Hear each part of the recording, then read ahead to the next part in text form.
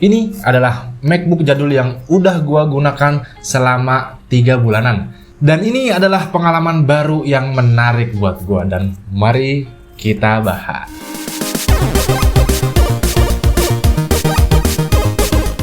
Nah, ini adalah MacBook Pro 2014. Ya, kalian nggak salah dengar, ini udah rilis 9 tahun lalu. Dan bisa-bisanya gue beli laptop ini, padahal dunia laptop sekarang sudah berkembang pesat. Sebagian dari kalian pasti ada yang mempertanyakan, apa sih yang diharapkan dari laptop 9 tahun lalu? Dan gue harap gue bisa menjawab pertanyaan itu di video ini. Tapi sebelum masuk ke pembahasan, mari kita berikan sedikit apresiasi pada laptop ini. Ya, laptop ini seutuhnya, desainnya yang timeless, kokohnya build quality, dan cakepnya logo Apple yang menyala di belakang. Dan ini engselnya yang mantap dan bisa dibuka dengan satu jari saja. Udah kayak laptop-laptop yang harganya mahal, tapi ini bisa kalian jangkau dengan harga yang terjangkau. Next, kita ngomong di dimensi ya. Dia memiliki layar 13,3 inci Retina display 2560 x 1600 ya. Cara dimensi emang gua suka banget sama gadget dengan ukuran yang mini, dan nampaknya ini hadir di laptop ini, MacBook Pro dengan ukuran hanya 13,3 inci. Apalagi resolusinya besar ya, udah gue sebutkan sebelumnya, 2560 x 1600. Tapi di sisi lain, MacBook lebih merekomendasikan di 1280 x 800 agar lebih cepat dan lebih ringan kerja CPU-nya. Jadi kalau gua gunakan native resolution MacBook ini mulai kerasa ngadet-ngadet dikit aja.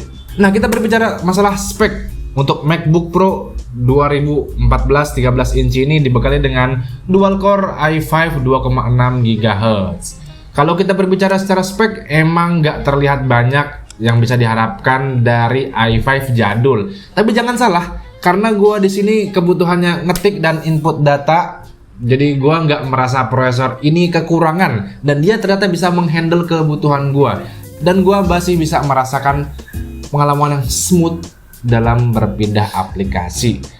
Dibekali juga dengan RAM yang cukup memadai, yaitu 8 GB DDR3 onboard, juga sangat membantu untuk multitasking walaupun tidak bisa di-upgrade.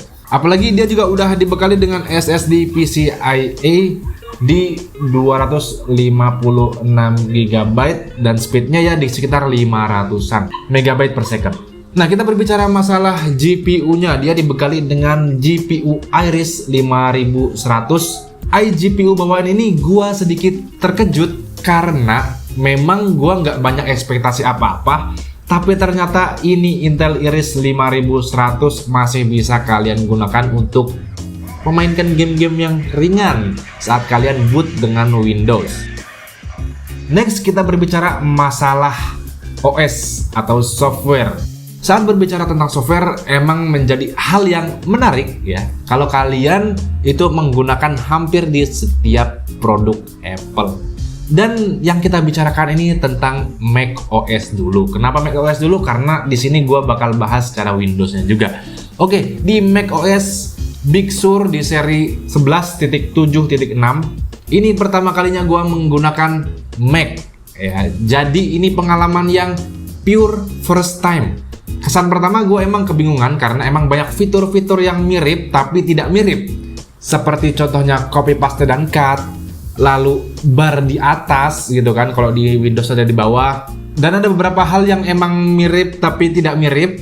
Dan ada satu hal yang gue excited dari MacBook, yaitu gue benar-benar diberikan pengalaman yang unexpected, dimana menggunakan Mac kalian tidak perlu shutdown PC. Jadi tinggal ditekuk aja gitu laptopnya. Dan lalu kalau kalian biarkan laptop ini ditutup selama 7 hari tanpa di shutdown, dia nggak menghabiskan baterai. Ya mungkin baterainya berkurang hanya sekitar 5-10% baterai. Berbeda dengan laptop Windows yang biasanya tidak di shutdown dan ditutup langsung layarnya.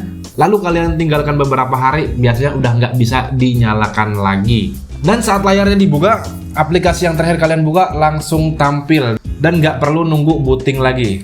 Dan saat layar dibuka, kalian bisa langsung lanjut kerja karena aplikasinya langsung tampil. Hal ini terjadi karena emang data aplikasi yang dijalankan disimpan dalam RAM. Tapi ada beberapa hal yang emang tidak bisa kalian lakukan di macOS dan membutuhkan Windows, seperti membuat bootable USB untuk install Windows, menjalankan aplikasi-aplikasi yang emang cuma ada di Windows.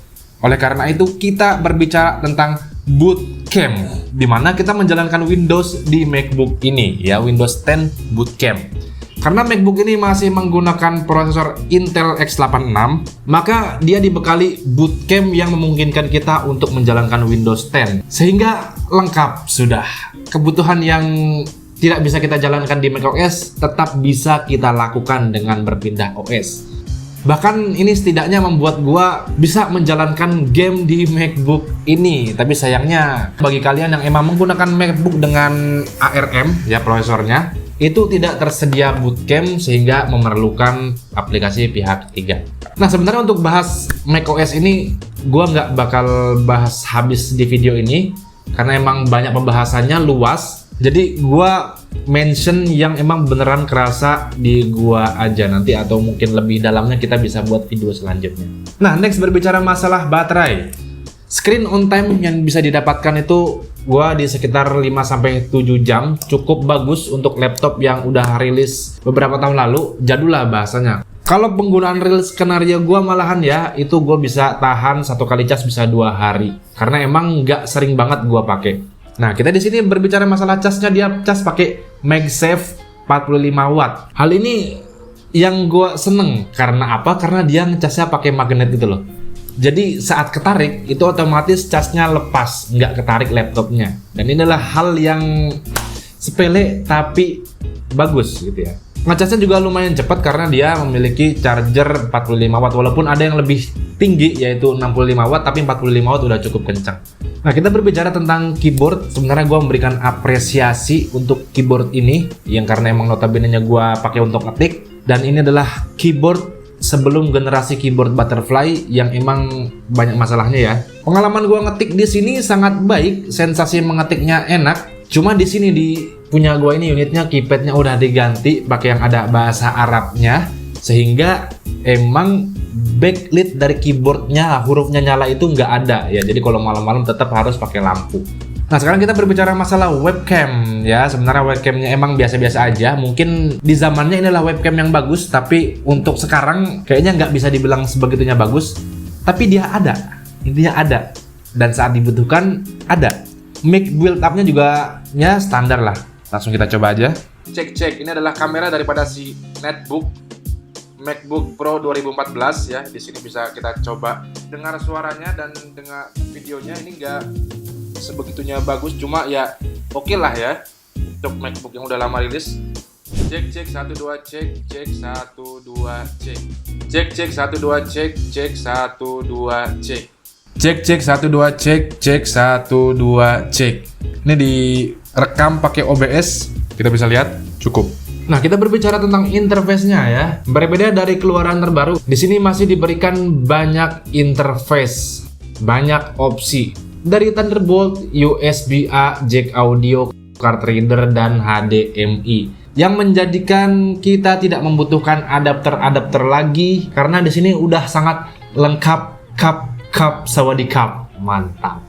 Nah, kita berbicara masalah harga, ya emang berbicara hal ini adalah hal yang paling basic, semua orang membicarakan apakah oke atau tidak dibelikan karena harga ya. Dan ternyata surprise, it's not cheap ya. Dimana gue mendapatkan MacBook ini di harga 3,9 juta. Dan kalau kita lihat di marketplace, harga pasarannya ada di sekitar 4 sampai dengan 5 juta untuk MacBook Pro Retina 2014. Spec wise, gue nggak bilang ini worth it di harganya, tapi experience wise ini worth it ya. Ya gue tahu kalau kalian berbicara tentang opsi laptop, itu masih banyak laptop di harga segini yang speknya lebih bagus dan lebih mantep. Tapi bro, laptop itu nggak selalu tentang CPU dan GPU. Banyak aspek yang bisa kalian apresiasi dari sebuah laptop. Dari layarnya, keyboardnya, touchpadnya, bahkan sampai dengan OS-nya. Dari awal emang MacBook ini dirilis diperuntukkan bukan untuk gaming tapi lebih ke bekerja, untuk multimedia bolehlah. And that's what I found in this laptop.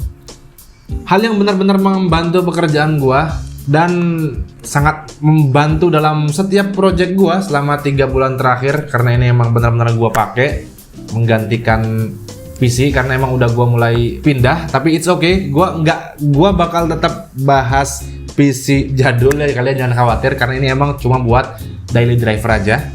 And satu lagi, I love this MacBook ya. Gua senang sama MacBook ini karena emang benar-benar membantu sekali dalam pekerjaan gua. Dari aspek-aspeknya emang benar-benar membantu sekali. Ya, itu dia review kita tentang MacBook, pengalaman gua memakai selama 3 bulan. Kalau kalian suka videonya, bolehlah kalian like videonya, kalian share videonya ke teman-teman kalian biar teman-teman kalian tahu bagaimana pengalaman gua menggunakan MacBook Pro 2014 ini. Terima kasih sudah menonton Gonam Tech sampai habis, and always see you next time. Wassalam.